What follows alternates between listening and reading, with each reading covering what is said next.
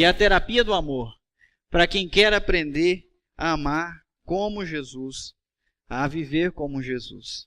A gente já aprendeu que o amor ele é imprescindível, ele é indispensável, não é? Mais importante do que a capacidade de falar em línguas, ou do profetizar com autoridade, ou de ter conhecimento dos mistérios ocultos de Deus, é amar. Amar é muito mais importante de qualquer dom que você venha ter. Se você tem um dom espiritual que Deus lhe deu, e você não tem amor, você vai fazer um péssimo uso desse dom. Se você tem uma ótima teologia que Deus lhe deu, e você não tem amor, você vai fazer um péssimo uso dessa teologia. Se você tem o dom de línguas, e você não tem o amor, isso também vai fazer muito mal para você e para outras pessoas. O amor é imprescindível. Eu diria mais, a ausência do amor é garantia de desgraça em qualquer empreita debaixo do sol. Qualquer empreita que você pegar a fazer, qualquer projeto, sem amor, vai ser uma grande desgraça. Sem amor, tudo desgraça. Devemos reformular as nossas agendas e priorizar o amor a Deus e o amor ao próximo. Por quê? Porque o amor, ele é sublime. O amor é sublime. E nós vamos aprender hoje em 1 Coríntios 13, de 11 a 13, algumas coisas bem interessantes sobre a sublimidade do amor. E para quem já está olhando aí pensando, o que significa essa palavra sublime? O amor é sublime. O que significa isso? Que palavra difícil, pastor. Nunca usei. Sublime seria supimpa para alguns, né? Até lembra. Mas a tradução no dicionário é: sublime é o que é mais alto acima de nós. Perfeitíssimo, majestoso, excelente, grandioso, esplêndido, encantador. O que há de mais belo, o máximo da perfeição. Isso é ser sublime. E o amor, ele é isso. Por isso que amar é bom e por isso que Deus é amor, né? Que Deus também é tudo isso aí. E aí nós vamos aprender sobre a sublimidade do amor em 1 Coríntios 13, de 11 a 13. Vamos ler, para começo de conversa, o versículo 11. Quando eu era menino, falava como menino, pensava como menino e raciocinava como menino. Quando me tornei homem, deixei para trás as coisas de menino. É isso mesmo, está escrito aí. O amor, ele é permanente, ele é completo, ele é como Deus. E hoje nós temos mais ensinamentos sobre a sublimidade do amor. E um ensinamento que eu queria dar para vocês está lá em cima. O ser humano muda à medida que cresce. Verdade ou mentira? Muda ou não muda? Claro que muda. Dá uma olhada aí. Algumas pessoas já tiveram mais telhado do que tem hoje. Pode olhar aí. Você viu que os carecas riram mais alto, né? Algumas pessoas já tiveram cabelos menos grisalhos, não é? Alguns já até pintaram. Para esconder um pouquinho. Porque a mudança chega. O ser humano muda à medida que ele cresce. Você já foi pequenininho. Alguns que ainda permanecem pequenos hoje já foram menores, não é? Alguém tinha o apelido de Chaveirinho quando entrou para a igreja. Eu não vou falar quem. Mas tinha um presbítero da igreja que chamava a pessoa de Chaveirinho. Ô, meu Chaveirinho, você veio hoje? Que bom que você está aqui. Não cresceu muito, mas já foi menor, né? A minha esposa mesmo não cresceu muito, né? Mas já foi bem menor do que é hoje, né, gatinha? Nasceu bebezinho, igual todo mundo. Graças a Deus a gente cresce e a gente muda. Nascemos bebês e à medida que a gente vai crescendo, a gente vai encarando várias mudanças. Mudanças cruciais, mudanças importantes. E esse texto começa falando disso. Paulo usa o exemplo dele mesmo. Quando eu era menino, eu falava como menino, pensava como menino e raciocinava como menino. Olha, a gente sabe que a criança tem a linguagem própria de criança, não é isso? O meu filho tem 2 anos e a linguagem dele é pitoresca, né? Hoje mesmo ele estava deitado para dormir um pouquinho à tarde com a minha esposa quando desesperadamente falou: eu quero o meu pitólio, cadê o pitólio? Cadê o pitólio? E eu, sentado com os meus estudos, me preparando para hoje, comecei a me desconcentrar e pensando: o que, Samuel? Pitólio, pitólio. Até que eu perguntei para a mãe dele: Do que se tratava? Vocês querem saber? É o helicóptero que ele trouxe para a igreja hoje. Pitólio. A linguagem própria de criança. Às vezes não consegue falar uma palavra difícil, né? Então dá uma mudadinha. Pitólio. Também a gente pensava, enquanto criança, com uma cosmovisão própria de criança. A cabeça da criança é diferente da cabeça nossa, não é? Ela não amadureceu, não entende as coisas. Por exemplo, eu estou aqui sem a minha carteira, mas você provavelmente tem dentro da tua aí um cartão. Um cartão que para as crianças é mágico, porque compra tudo. Você passou na maquininha, pronto, comprou. Não é? Papai, compra? Não tem dinheiro, mas você não trouxe o cartão? Ele acha que não tem dinheiro, mas tem o cartão, está tudo resolvido. O cartão resolve, o cartão compra. Na cosmovisão dele, aquele cartão é demais, né? O Samuel tem um cartão. Calma, gente. Nenhum banco daria cartão para o Samuel. Ele tem um cartão daqueles de levar e brincar lá naquela praça de brinquedos no shopping, né? E o cartão parece muito, porque tem uma tarja magnética também, então ele acha que ele pode comprar tudo. Então, o dia que a gente leva ele para brincar no shopping e para ir nos brinquedos, ele se sente com o cartãozinho dele lá, né? Para passar, para pagar, para ele poder usar o brinquedo. Ele acha que ele está pagando. Mal sabia ele. Da onde que sai o dinheiro para ele poder se divertir naqueles brinquedos e na famosíssima piscina de bolinhas, né? Que ele ama tanto. Mas na cosmovisão dele, isso não entra. É da idade. Você também pensava diferente. Lembra aí de alguma loucura que você fez quando era criança? Uma ideia boba que tinha na sua cabeça. Eu me lembro quando eu era criança, a gente participava da igreja, nos cultos, havia uma música que falava bem assim, inclusive sobre o mesmo tema nosso. Vede quão grande amor nos tem concedido o Pai, ao ponto de sermos chamados filhos de Deus. Certo? Só que eu não sabia conjugar o verbo, então eu achava muito estranho esse negócio vede. Então eu achava que não era verde, era verde. Então eu cantava no meio dos adultos, verde, quão grande amor, né? Eu imaginava um amor verde na minha cabecinha de criança. Só depois que eu entrei na escola e que me ensinaram a conjugar o verbo ver, foi que eu descobri que existe um tempo subjuntivo. Cri-cri. Pois é. E aí, conjugado no subjuntivo, você fala vede vós, com grande amor. Tá certo, gente? É no subjuntivo mesmo? Não falei besteira, não? Cadê a professora de português? Hã? É isso mesmo, né? É imperativo, não é subjuntivo. Obrigado, Iron. O Iron estava aqui para me ajudar. Vede, imperativo. Então, a gente pensava diferente e encarava as coisas diferente. Mas isso muda com o tempo. Isso muda com o tempo. Outra coisa tem a ver com o nosso raciocínio, o raciocínio próprio de criança. A criança tem um raciocínio muito simples. Primeiro primeiro o que eu quero, depois as outras coisas, não é isso? Sabe que isso é um drama comigo lá, com o Samuel e com o Levi também, porque o Levi acorda com fome. E não adianta fazer gracinha, fazer caretinha, certo? Guti, guti, guti, que bonitinho. O que você está chorando? Ele não vai te responder nada, ele vai chorar cada vez mais alto. Ele só quer uma coisa. O que ele quer? Eu quero a mamar. É só isso que eu quero. O Samuel, gente, ontem eu levei ele lá no shopping para ver o Doc. Algumas pessoas nem sabem o que é, mas o que importa é que todo mundo levou ontem também, a fila era enorme. Mas até ele aprender que ele precisava esperar, ele queria as coisas na hora, naquela hora. Eu quero agora, primeiro o que eu quero, depois as outras coisas. Primeiro o que eu estou com vontade de fazer. Samuel, é hora de dormir. Mas pai, eu queria tanto assistir um desenho. Não, agora é hora de dormir, mas eu queria tanto. Né, Cadinho? Ele saiu com esse negócio essa semana. Eu queria tanto. A gente trabalhando, eu cuidando de uma coisa, a mãe dele cuidando de outra coisa. E ele sentado sozinho na sala, assistindo os desenhozinhos dele. E olhando para o céu, né? Meu filho é dramático, tia Rô. Mas eu queria tanto que alguém estivesse aqui para assistir o desenho comigo. Primeiro o que eu quero. É próprio de criança se colocar em primeiro lugar e colocar os seus desejos em primeiro lugar. Agora, se a gente encontra um adulto que age assim, o que a gente pensa? Essa pessoa é infantil. Ela não amadureceu, ela quer tudo na hora dela, do jeito dela. Ela não aprendeu que há regras, que primeiro a responsabilidade, depois o prazer. Ainda bem que isso passa. A gente não pode recriminar as crianças por pensar como crianças.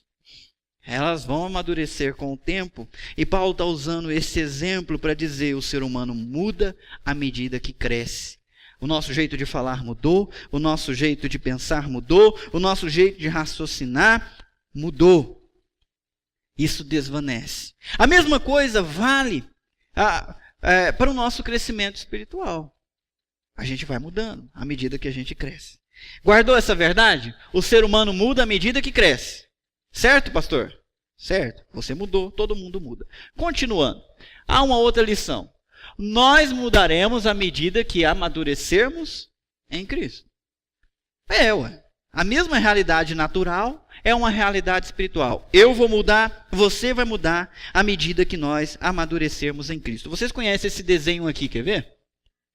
Quando eu me interesso por Deus, eu venho para dentro desse quadradinho aqui. Antes eu estava perdido no mundo, vivendo, fazendo aquilo que desagrada a Deus. Mas aí, interessado por Deus, eu procurei uma igreja, eu procurei um amigo. E se essa pessoa conhece Deus, quem foi que ela me apresentou? Jesus.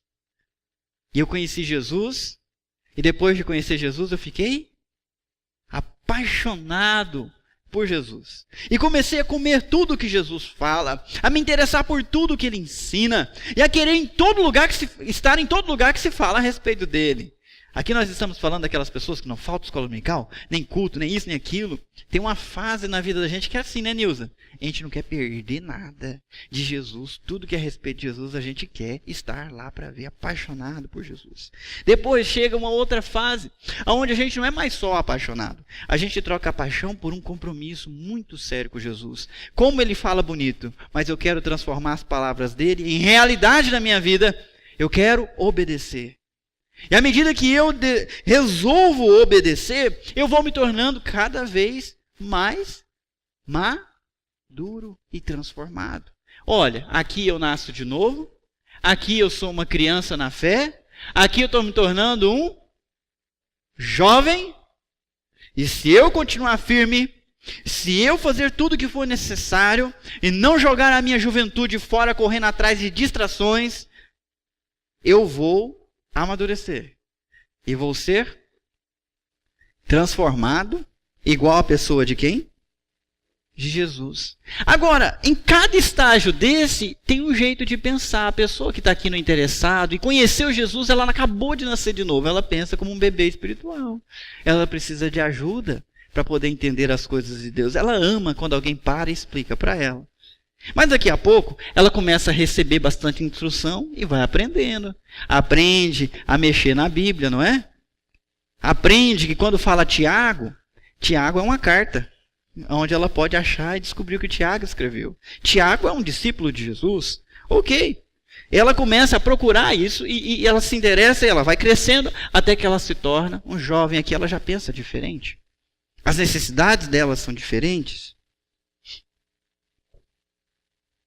Então, nós vivemos hoje numa grande família, composta de bebês, de crianças, de jovens. O último estágio são os pais espirituais.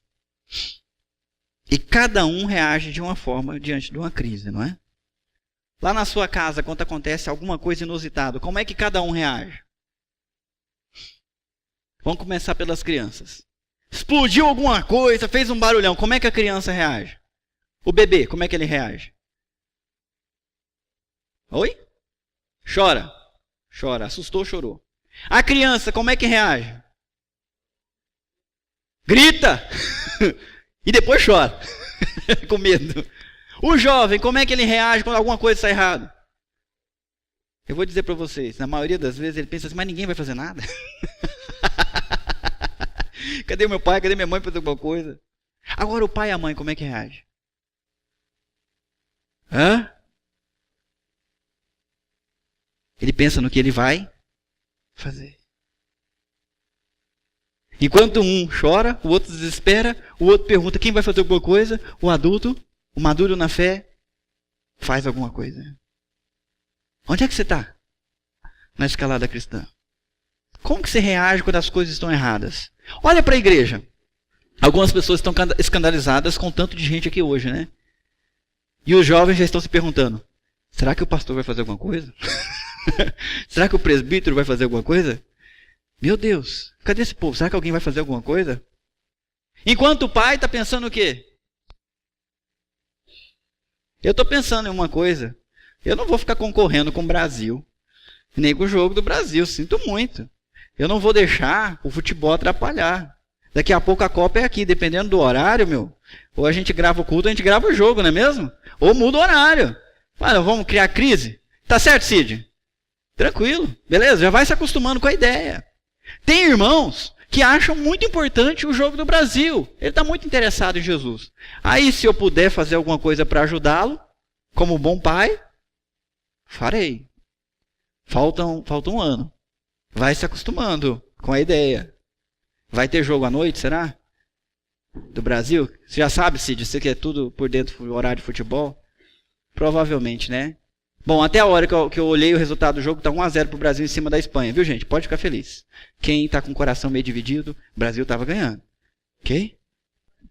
2-0. Obrigado.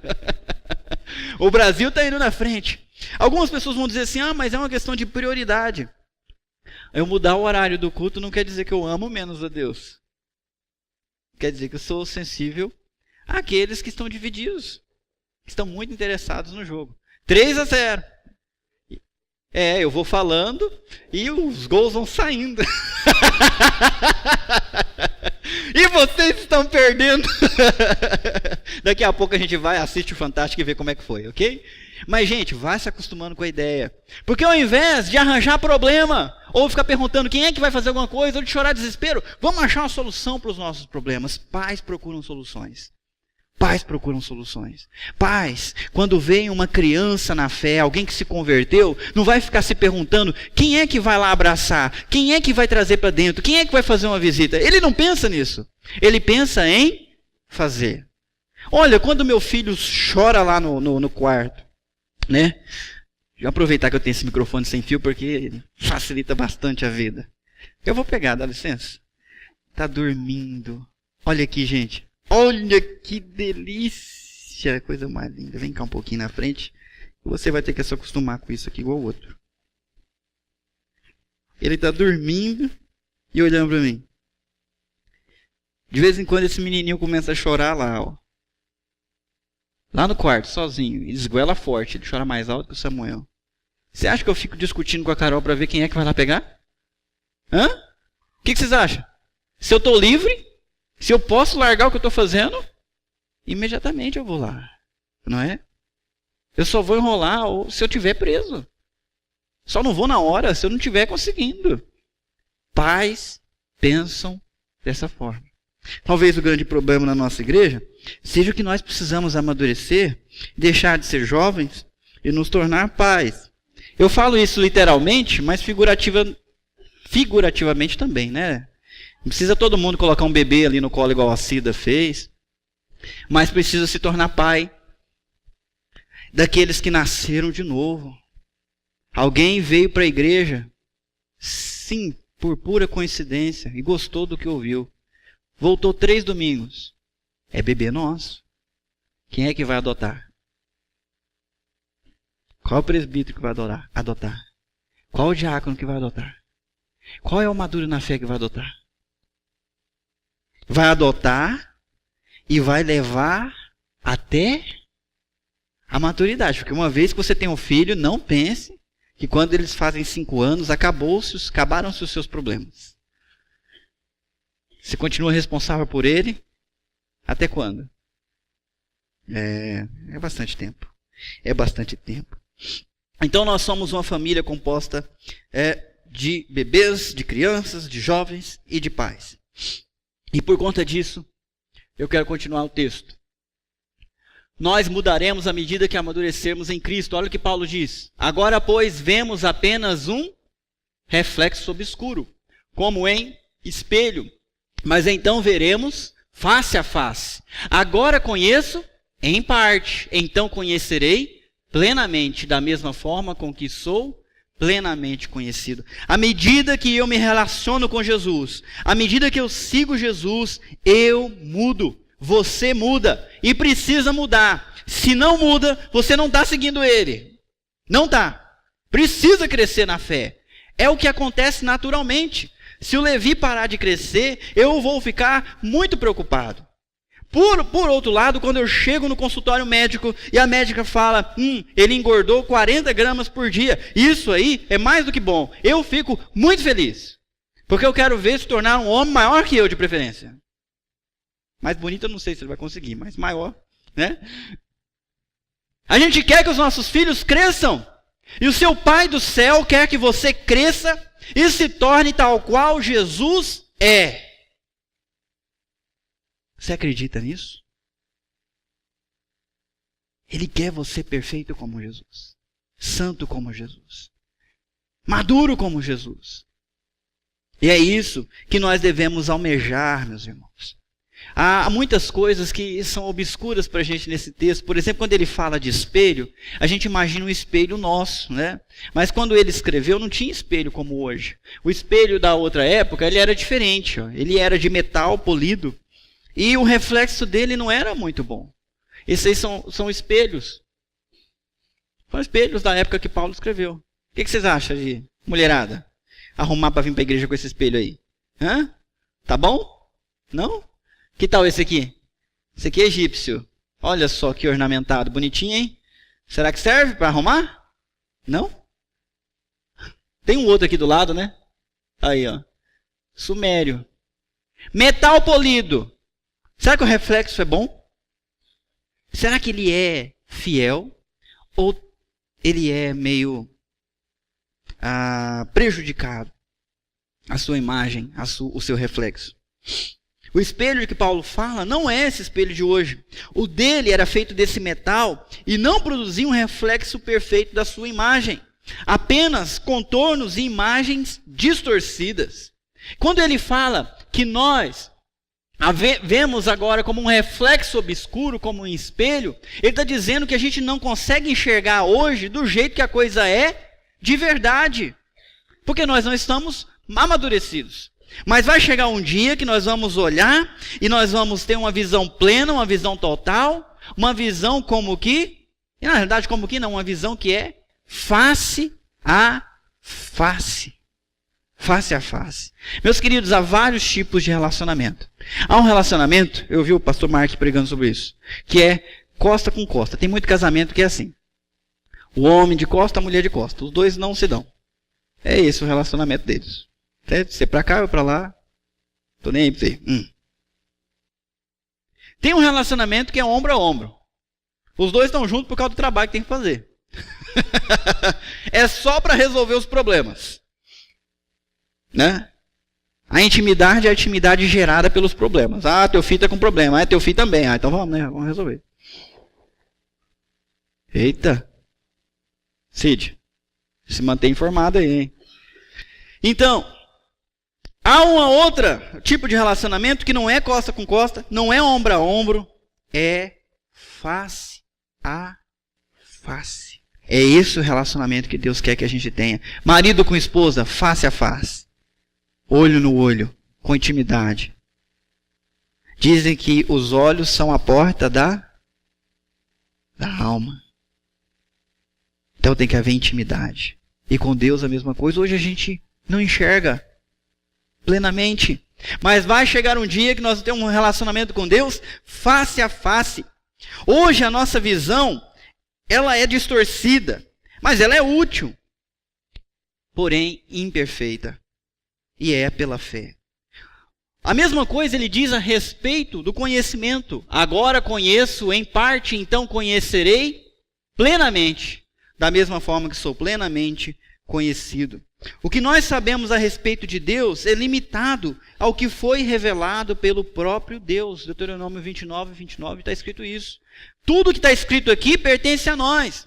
Mas há muito do que não está escrito que pertence a Deus. Então eu não conseguirei conhecer Deus plenamente só lendo a minha Bíblia. Há muito nele que não está escrito aqui. Você quer conhecer Deus plenamente? Sim ou não? Eu creio que um dia nós vamos conhecer do mesmo jeito que Ele nos conhece. Quando Deus olha para você, o que você acha? Ele te conhece? Pouco ou muito? Muito. Sabe de tudo?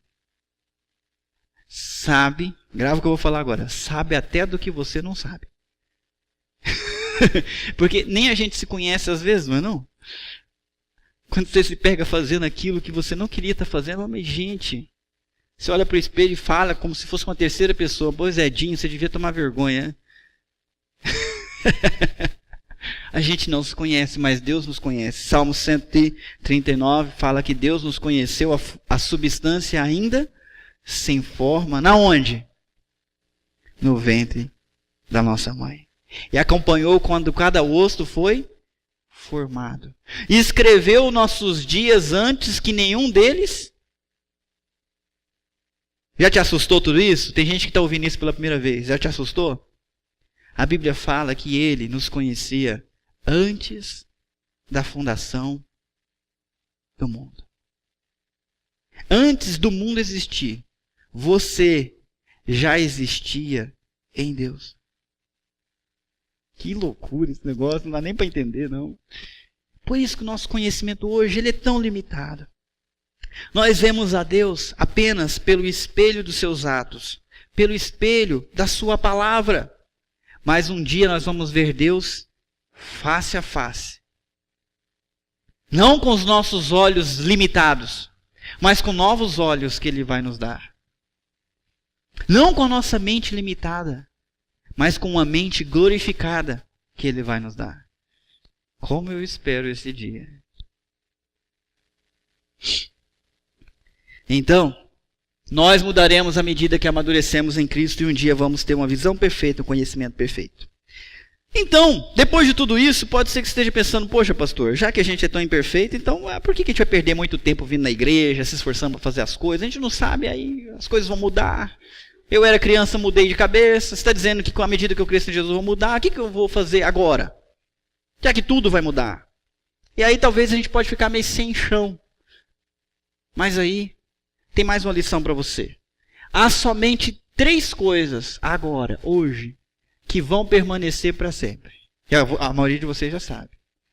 3 coisas. Quais são? Assim permanecem agora. Esses 3, a fé, a e o amor. 3 coisas duram para sempre. Quando o texto fala que permanece agora, não significa que permanece só agora e depois não permanece mais. É que de agora em diante essas coisas nunca vão deixar de existir. 3 coisas apenas: fé, esperança e amor. Você ama a sua família? Ama? Está ali na lista? Está na lista ali? Tem família Santos ali? Tem? Família Ramos? Então a família não permanece para sempre. Não, só a família da fé. O que mais você gosta? Quem aí que trabalhou muito para ter o seu carrinho? Igual eu. Como eu sonhei com o meu carro, lembra, gatinha? Nossa, pegando o ônibus lá do aquele outro lado do mundo para vir para cá. A Carol com a barriga. Vocês lembram do tamanho da barriga da Carol? Vocês lembram? Rapaz, era só barriga. Parecia uma barriga com perna andando por aí. De ônibus. Aqui em Campinas, onde a população é tão educada, né? Que as pessoas vêm de longe uma grávida, já estão cedendo os seus lugares para a grávida sentar. E você não tem crise nenhuma. Não é mesmo, gente? É uma belezura, não é isso? É mais ou menos assim. E como eu sonhava com o meu carro. Como eu orava pelo meu carro. É um segredo, gente, mas aquela menina às vezes me pegava por mim chorando. Vamos comprar qualquer carro aí, vamos comprar um de 3 mil. A gente se vai, gatinha, isso aí é comprar problema. Vamos esperar, eu fiz tudo certinho, na hora certa Deus vai dar. Não aguento mais, né, gatinha? Sofrendo. Até que chegou o dia, eu fui abençoado, alguém me deu uma oferta, eu juntei com o dinheirinho que eu tinha, dei o lance lá no consórcio, o carro saiu. Entrei na concessionária, peguei o meu carro, o cara da concessionária, antes de eu pegar a chave, aliás, me deu a chave na mão, apertou a outra e falou, parabéns. Aí, sabe quando sobe um negócio assim da gente, né? Já sentiu isso, não? Oh, pai, tô saindo do meu carro. Que alegria, parece que sobe até um orgulho assim da gente, né? Olha o meu primeiro carro, que carrão. Eu saí todo pomposo lá da concessionária com o meu carro. Cheguei aqui na igreja, todo mundo veio ver meu carro. Né? Carrão, depois o Cid ficou com inveja, comprou o carro igual. Né? Depois o Jefferson ficou também, comprou igualzinho. Desculpa a brincadeira. Mas, gente, eu fiquei pomposo com o meu carro. Mas, olha, olhando para esse texto, esse carro está na lista? Não. E arranharam o meu carro. Eu vou brigar com o meu vizinho? Sabe por que eu não vou? Porque não está na lista. Não está na lista. Arranharam é elogio. Amassaram meu carro abrindo a porta lá.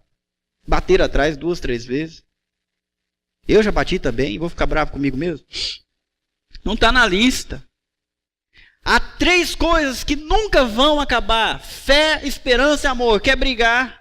Brigue para ter fé, esperança e amor. Quer gastar seu tempo com ansiedade? Fica ansioso por causa disso aqui. Por crer, por esperar e por amar. E você não vai se frustrar, porque essas 3 coisas duram para sempre. A fé, esperança e amor são permanentes.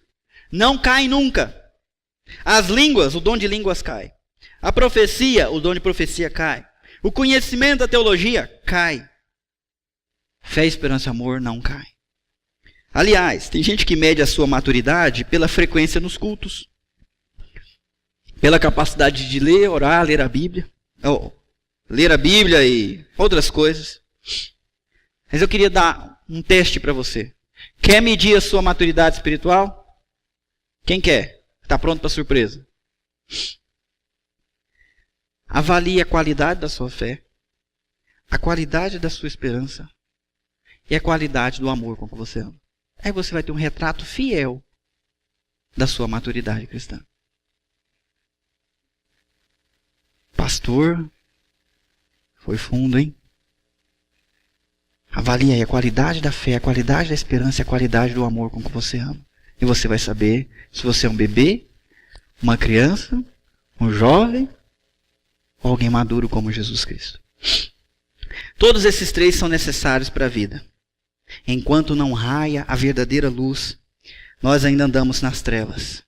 Nós aguardamos quando Jesus, o sol, a estrela da manhã vier e iluminar tudo. Mas enquanto a gente está na noite, a gente precisa continuar caminhando. Como que a gente caminha? A gente tem a fé, a esperança e o amor para iluminar o nosso caminho.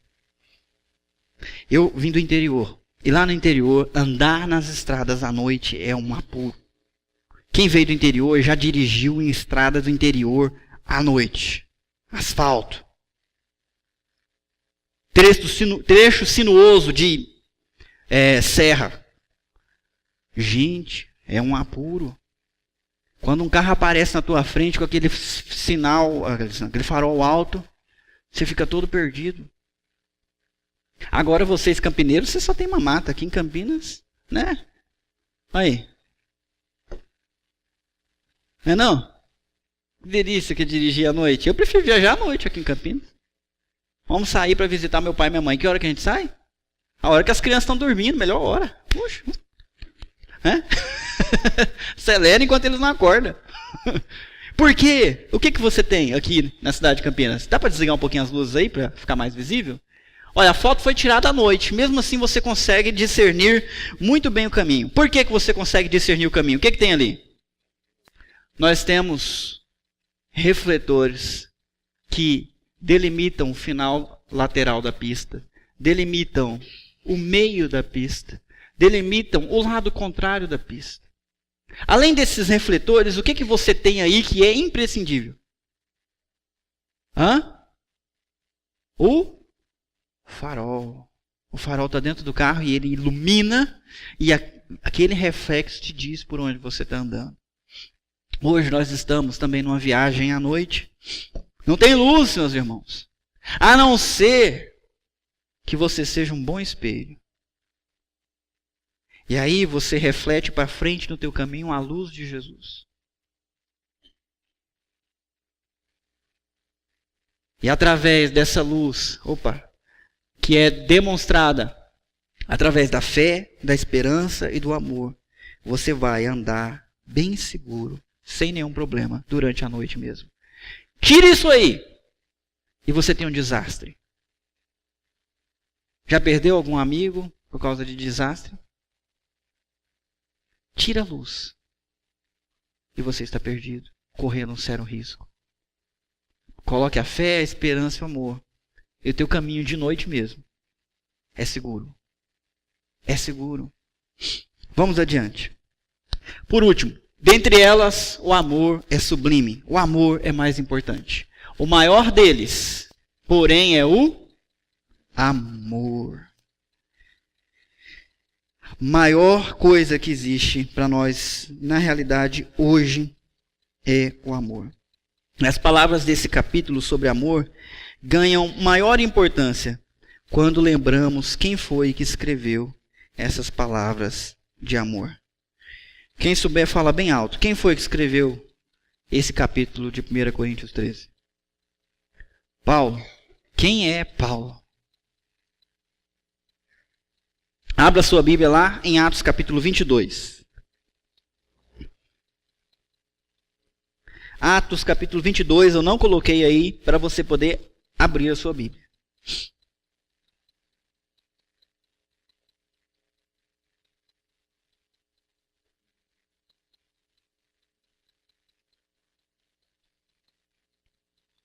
Versículo 3 em diante.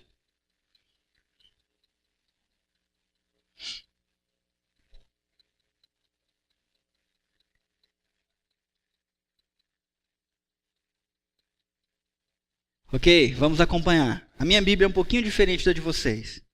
Sou judeu, nascido em Tarso da Sicília, mas criado nessa cidade. Fui instruído rigorosamente por Gamaliel na lei de nossos antepassados, sendo tão zeloso por Deus quanto qualquer de vocês hoje. Persegui os seguidores deste caminho, o caminho de Jesus, até a morte, prendendo tanto homens como mulheres e lançando-os na prisão, como podem testemunhar o sumo sacerdote e todo o sinédrio. Deles cheguei a obter cartas para seus irmãos em Damasco e fui até lá, a fim de trazer essas pessoas a Jerusalém como prisioneiras para serem punidas. Pausa, daqui a pouco a gente continua. Paulo está dando o testemunho dele. Ele está preso e está sendo julgado e foi-lhe dada a chance de se defender. E ele começa do começo. Ele começa dizendo: eu era um cara muito religioso, tal qual vocês aqui. Zeloso da lei de Deus. Criado conforme a Bíblia. E eu achava que todo mundo que seguia aquele Cristo estava blasfemando contra Deus. E por conta disso eu me empenhei para perseguir os cristãos. Paulo, no começo da sua história, não se chamava Paulo, se chamava Saulo. E o maior prazer dele, a luta mais apaixonada dele era perseguir quem amava Jesus e levar para a prisão. E ele conseguiu cartas para ir a uma outra cidade, prender os cristãos, para eles deixarem de crer em Jesus Cristo. É desse homem que nós estamos falando. Um homem que prendia gente por causa da sua fé. Um homem que prende gente por causa da sua fé não escreveria 1 Coríntios 13. Escreveria? Imagina, nós temos preconceito com as outras religiões. Nós cristãos temos. O que você acha? O espiritismo é correto? Sim ou não? Não tem a verdade. Mas que tal a gente sair por aí prendendo os espíritos, confiscando os bens deles, né? Converta-se a Jesus que você está errado. O que vocês acham? Quem está dentro? Ô pastor, credo. Não é assim não. Paulo fazia assim. Paulo cria em Deus e fazia assim.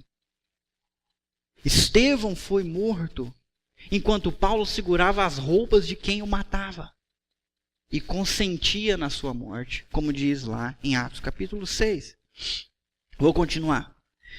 Por volta do meio-dia eu me aproximava de Damasco, quando de repente uma forte luz vinda do céu brilhou ao meu redor.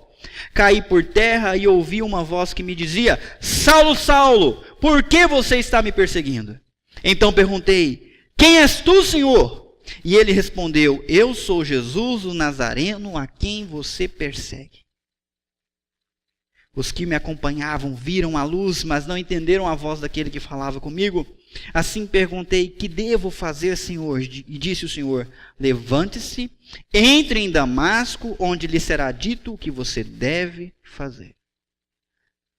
Continuando o texto, os que me acompanhavam, 11, os que estavam comigo me levaram pela mão até Damasco, porque o resplendor da luz me deixara cego. 3 dias esse homem ficou cego. Gente, olha que história de doido. Nós estamos lendo aqui agora. O homem perseguia Jesus Cristo nas pessoas daquele que criam em Jesus. Mandava para a cadeia, estava indo para outra cidade para buscar mais gente que tinha deixado a fé dos judeus para seguir a fé de Jesus e lançar na cadeia. Quando de repente uma luz brilhou. Ele caiu por terra, tamanho o resplendor da luz, ficou assustado. E a luz disse para ele, a voz de dentro da luz: Saulo, Saulo, por que você está me perseguindo? O que você faz com quem te persegue?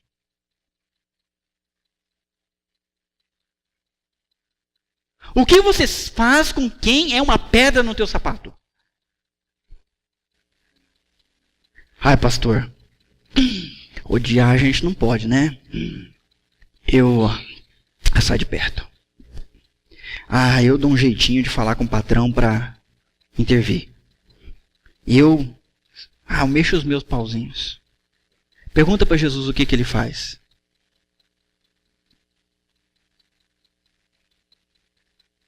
No caso de Saulo, ele escolheu Saulo. Essa história é linda demais. Porque daqui a pouco Paulo vai dizer assim: ele me escolheu antes da fundação do mundo. Eu que era blasfemo, o pior dos pecadores. Ele me escolheu. E me amou. Ele apareceu no meio do meu caminho. E se revelou para mim. O perseguidor foi transformado em plantador de igrejas, em pregador do evangelho. Porque Jesus faz diferente com os inimigos dele. Jesus faz diferente com quem persegue ele. O alvo dessa série é aprender a amar como Jesus. O que Jesus faz com quem persegue? Ama, escolhe, salva. É lindo ver o testemunho de Paulo. Porque o homem antes de Jesus nunca escreveria 1 Coríntios 13. Mas o homem que andou seguindo Jesus durante algumas dezenas de anos escreveu 1 Coríntios 13. E nenhum poeta foi capaz de se expressar melhor sobre o que é o amor.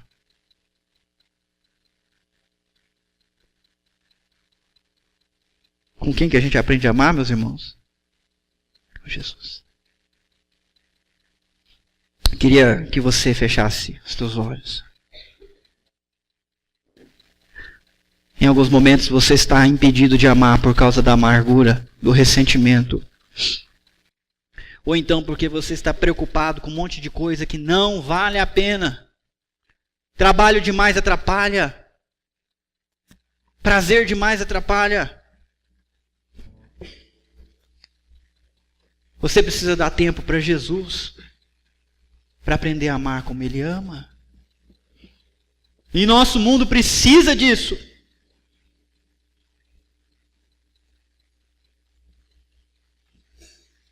Deus escolheu você para isso.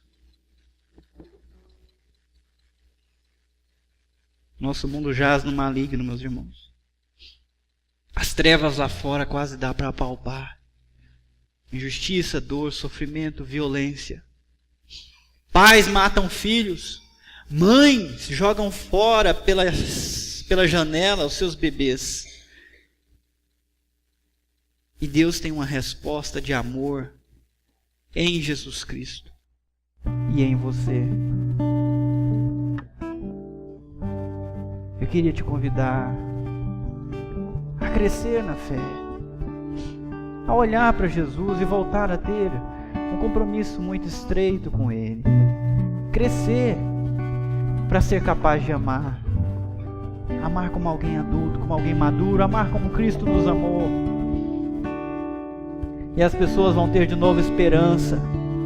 As pessoas vão encontrar a fé. E o reino de Jesus se fará realidade.